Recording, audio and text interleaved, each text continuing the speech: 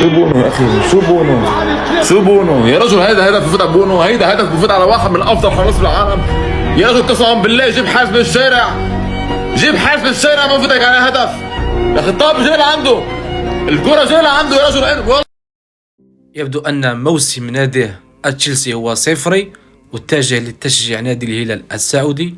وكان التشجيع مؤخرا هي ملي شفنا حنا الهلال ماشيه في الطريق الصحيح بالمستوى كبير في كرة القدم الآسيوية، لكن ملي بديتي كتشجعها هي تقصت من دوري أبطال آسيا. وما ننسوش حنا ياسين بونو واحد من الرجل المناسب اللي محققين الانجاز التاريخي اللي داروا الهلال السعودي هذا الموسم في جميع المسابقات. اما من ناحيه الكره الخطا اللي دار ياسين بونو اليوم فعلا هو خطا، لكن هذا الخطا هذا داروه افضل الحراس في تاريخ كره القدم.